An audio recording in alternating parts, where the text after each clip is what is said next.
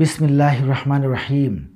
আলহামদুলিল্লাহ আলহামদুলিল্লাহ ওয়াসসালাতু ওয়াসসালামু আলা রাসূলিল্লাহি ওয়া আলা আলিহি ওয়া সাহবিহি আজমাইন ওয়া বাদ। আসসালামু আলাইকুম ওয়া রাহমাতুল্লাহি ওয়া বারাকাতুহু। সম্মানিত দিনী ভাই বোন ও বন্ধুগণ, ফ্রিডম বাংলা টিভির দর্শকদের কাছ থেকে আমাদের কাছে কুরবানি সম্পর্কিত কিছু প্রশ্ন এসছে। আশা করি সংক্ষিপ্ত আকারে তা দেবার চেষ্টা করব ইনশাআল্লাহ বিইذنিল্লাহ। প্রথম প্রশ্ন এসছে, কুরবানি কি? কোরআন ও হাদিসে এর কি বিধিবিধান রয়েছে? জি, কুরবানি মানে হলো ত্যাগ, অন্য কথায় আল্লাহর নৈকট্য অর্জনের মাধ্যম। কোরআনুল কারিমের ছোট্ট একটি সূরা সূরাতুল কাউসারের ২ নম্বর আয়াতে আল্লাহ রাব্বুল আলামিন আদেশ করেন, আউযু বিল্লাহি মিনাশ শাইতানির রাজিম, ফাসল্লি লিরাব্বিকা ওয়ানহার, অর্থাৎ অতএব আপনার পালনকর্তার উদ্দেশ্যে নামাজ পড়ুন এবং কোরবানি করুন। কোরবানি করা সুন্নতে মুআক্কাদা তথা অতি গুরুত্বপূর্ণ সুন্নত। অনেকে এটাকে ওয়াজিব বলেও মত দিয়েছেন। হাদিসে এসছে, রাসূলুল্লাহ সাল্লাল্লাহু আলাইহি সাল্লাম বলেন, যার সার অর্থ, যার কোরবানি করার সামর্থ্য আছে অথচ সে কোরবানি দেয় না, সেজন্য আমাদের ঈদের মাঠে না আসে।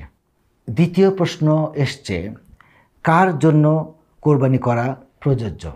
প্রাপ্তবয়স্ক সুস্থ মস্তিষ্ক সম্পন্ন মুসলমান নরনারী যে 10ই জিলহজ ফজর থেকে শুরু করে 12ই জিলহজ সূর্যাস্ত পর্যন্ত সময়ের মধ্যে প্রয়োজনের অতিরিক্ত পরিমাণ নিসাবের মালিক হবে, তার উপর কোরবানি করা জরুরি। এই নিসাব যাকাতের নিসাবের সমতুল্য। 3 নম্বর প্রশ্ন, কি দিয়ে কোরবানি দেওয়া উত্তম? জি, গৃহপালিত পশু যেমন ছাগল, ভেড়া, দুম্বা, গরু, উট ইত্যাদি দিয়ে কোরবানি করা উত্তম। 4 নম্বর প্রশ্ন এসছে, পশুর বয়সের হুকুম কি? জি, ছাগল, ভেড়া, দুম্বা বয়স হতে হবে 1 বছর, গরুর 2 বছর এবং উটের 5 বছর হওয়া জরুরি। তবে এই বয়স দাঁত দেখেও নির্ধারণ করা যায়। 5 নম্বর প্রশ্ন এসছে, পরিবারের সবাইকে কি কোরবানি দিতে হবে? এক পরিবারের পক্ষ থেকে একটি কোরবানি যথেষ্ট, তবে সবার সামর্থ্য থাকলে আলাদা আলাদাভাবেও কোরবানি দেওয়া যেতে পারে। রাসূল সাল্লাল্লাহু আলাইহি ওয়াসাল্লাম 2টি সাদা কালো শিংওয়ালা মোটা তাজা ভেড়া বা মেষ কোরবানি দিতেন। একটি নিজের ও পরিবারের পক্ষ থেকে, অন্যটি উম্মতের জন্য দিতেন। 6 নম্বর প্রশ্ন এসছে, কিভাবে কোরবানি করতে হয়? বিসমিল্লাহি আল্লাহু আকবার বলে ধারালো ছুরি, চাকু বা তরোয়ার দিয়ে ইহসানের সঙ্গে পশু জবাই করতে হয়। কারোর নাম উল্লেখ করার প্রয়োজন নেই। আল্লাহুম্মা তাকাব্বাল মিন্নি ওয়া মিন আহলে বাইতি বললে নিজের এবং নিজের পরিবারের পক্ষ থেকে কোরবানির উদ্দেশ্য হাসিল হবে ইনশাআল্লাহ। তবে নিজের ভাষায়ও তা করা যেতে পারে। 7 নম্বর প্রশ্ন হিসেবে এসছে, কয়দিন পর্যন্ত কোরবানি দেওয়া যায়? জি, আইয়ামে তাশরিকের দিনগুলিতে কোরবানি দেওয়া যায়, অর্থাৎ 10, 11, 12 এবং 13 তারিখেও দেওয়া যেতে পারে। উত্তম ক্ষণ হলো ঈদের নামাজের পরপরই কোরবানি দেওয়া উত্তম। 8 নম্বর প্রশ্ন এসছে, কি কি ত্রুটির কারণে কোরবানি শুদ্ধ হবে না? জি, পশু ল্যাংড়া হলে তা শুদ্ধ হবে না, রুগ্ন বা অসুস্থ হলেও তা চলবে না, অন্ধ হলেও তা শুদ্ধ হবে না। আর শিং এর ক্ষেত্রে গোড়া থেকে শিং উঠে গেলে সেক্ষেত্রেও কোরবানি শুদ্ধ হবে না। 9 নম্বর প্রশ্ন হিসেবে এসছে, আকিকা ও কোরবানি একসাথে দেওয়া যাবে কিনা? জি না, আকিকা এবং কোরবানি একসাথে মিশ্রণ করা ঠিক না। আকিকার জন্য আলাদা পশু দেওয়াই উত্তম। অনেকেই গরুর 7 ভাগ থেকে কিছু অংশ নিয়ে আকিকা করেন এবং কিছু অংশ কোরবানির জন্য করে থাকেন, এটা ঠিক না। তবে কোরবানির দিন যদি আকিকার দিন পড়ে যায় তবে সেটা ভিন্ন কথা। 10 নম্বর প্রশ্ন এসছে, ভাগে কোরবানির বিধান কি? জি, ভাগে কোরবানি দেওয়ার ব্যাপারে অনেক মত রয়েছে, তবে ভাগে কোরবানি দেওয়া যায়। সেই ক্ষেত্রে এটাকে অংশীদার ভিত্তিক কোরবানি বলে। এই অংশীদার ভিত্তিক কোরবানিতে হালাল এবং হারাম উপার্জনের একটা ব্যাপার এসে যায়। সেক্ষেত্রে হারাম উপার্জনকারী যদি সংশ্লিষ্ট থাকে তাহলে সেই কোরবানি জায়েজ হবে না, তা হবে ভাগে গোস্ত খাওয়ার শামিল। সরাসরি হারাম টাকা কোরবানিতে প্রদানকারী থেকে দূরে থাকা বাঞ্ছনীয়। সেক্ষেত্রেই একা কোরবানি করাই উত্তম।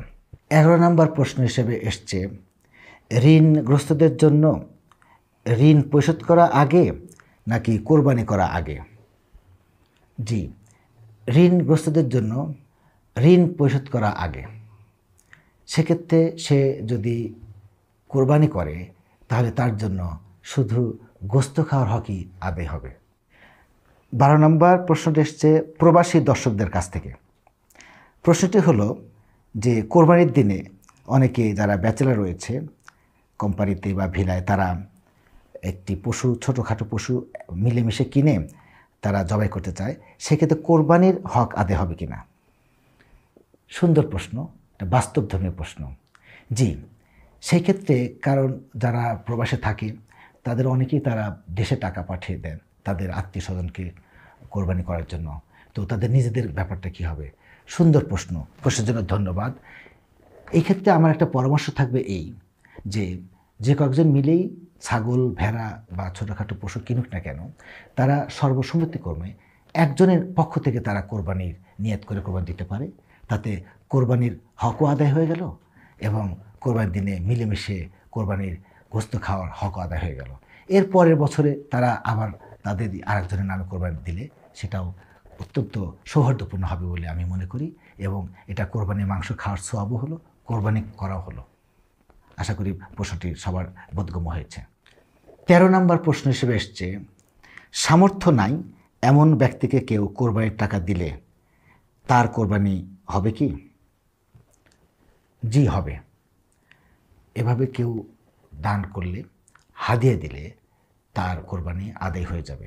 14 নম্বর প্রশ্ন এসছে, কসাইকে বা সাহায্যকারীদেরকে কোরবানি মাংস দেওয়া বিধান কি? জি, রাসূল সাল্লাল্লাহু আলাইহি সাল্লাম কসাইকে কোরবানি মাংস দিতে নিষেধ করেছেন। পরিষ্কার চুক্তি করতে হবে কত টাকা নেবে সব কাজ সম্পন্ন করতে। তবে যদি সে দুস্থ হয় বা প্রতিবেশী হয় তাহলে তাকে মাংস বা গোস্ত দেওয়া যেতে পারে, এই আশায় নয় যে তাকে গোস্ত দিলে সে টাকা কম নেবে। 15 নম্বর প্রশ্ন হিসাবে এসছে, কোরবানি মাংস বন্টন এবং সংরক্ষণের নিয়ম কি? জি, কোরবানি মাংস বন্টন এবং সংরক্ষণের তেমন কোনো বাধা ধরা কোনো নিয়ম আছে বলে কোনো দলিল পাওয়া যায় না।